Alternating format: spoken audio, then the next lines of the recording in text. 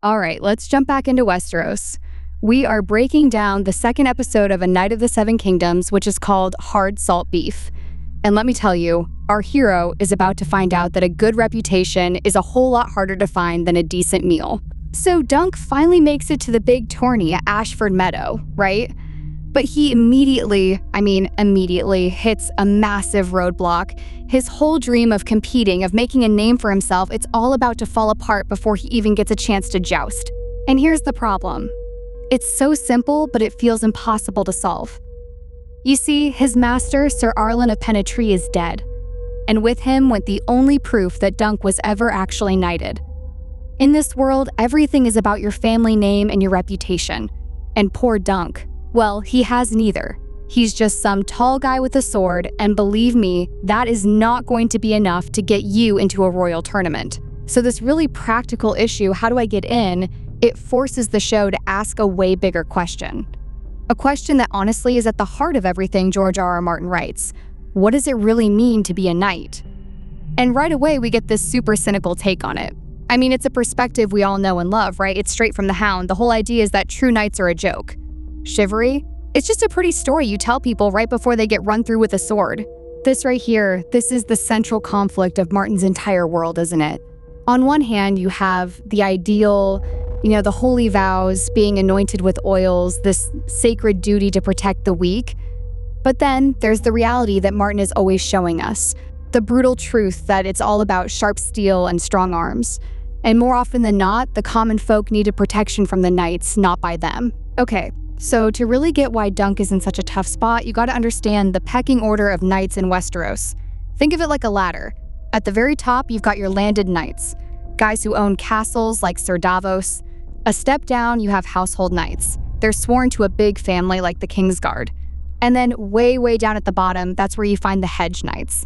Guys like Dunk and Sir Arlen, they've got no master, they wander around, and most people see them as just a step above common sellswords. So Dunk is pretty much out of options. He's begging these random lords to remember his old master, and he's getting nowhere.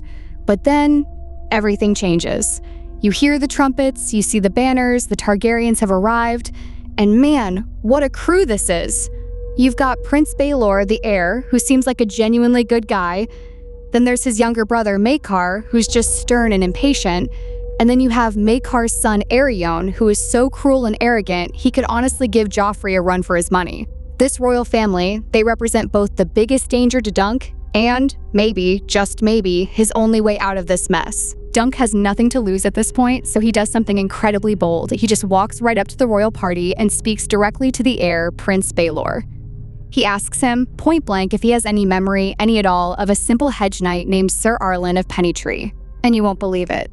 Baelor actually remembers him. He says he jousted against Sir Arlen once, but, just remembering isn't enough. He needs proof that Dunk's story is real, so he puts Dunk on the spot with a test. He asks him to name the knight Sir Arlen beat in that joust. A famous knight known as the Grey Lion. You can just see the wheels turning in Dunk's head, right?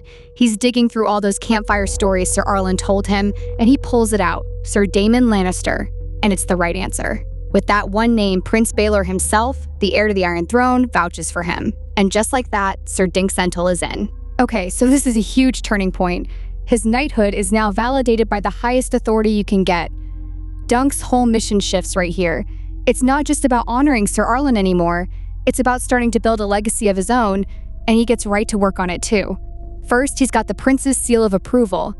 Next, he and Egg come up with a brand new sigil for him, that elm tree with a shooting star. Then he makes a really tough choice.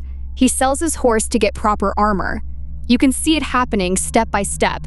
He's becoming his own man. And all of this leads to this really powerful moment for him. He realizes that, yeah, maybe the big lords don't remember Sir Arlen, but that's not what his legacy is. Sir Arlen's legacy is what he taught Dunk, and Dunk decides the best way to honor that is to become a greater knight than his master ever was. It's such a great character moment, right? It sets up his whole journey, and that kind of personal, heartfelt story is exactly what people seem to be loving. So let's talk about that. How did viewers and fans actually react to this, much gentler, more grounded version of Westeros? Well, the reaction has been pretty much fantastic. People are really loving the lighter tone, that more personal feel. They're talking about the sweet vibes, the amazing banter between Dunk and Egg, and how faithful it is to the original story. Even the jousting action is getting a lot of praise. Yeah, this comment from a Reddit user really hits the nail on the head. They said, "This feels more Goatee than Hot D," which is good. And a lot of people feel that way. They think it's capturing that special magic of the early Game of Thrones seasons, that mix of great characters, adventure, and world building.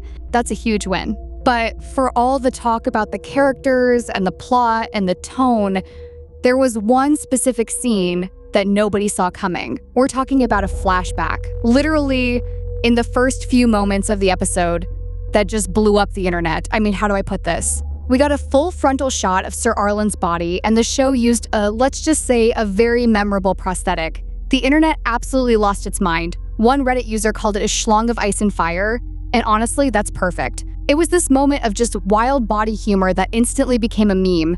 What an introduction to the episode, huh? So where does that leave us? Dunk's got his proof, he's got his new armor, he's got his sigil, he's passed the first big test, but now the real challenge begins. He's about to step into a tournament full of cruel princes and power-hungry lords. In a world like that, where honor is just a word, is being a true knight on the inside actually enough to make you a champion?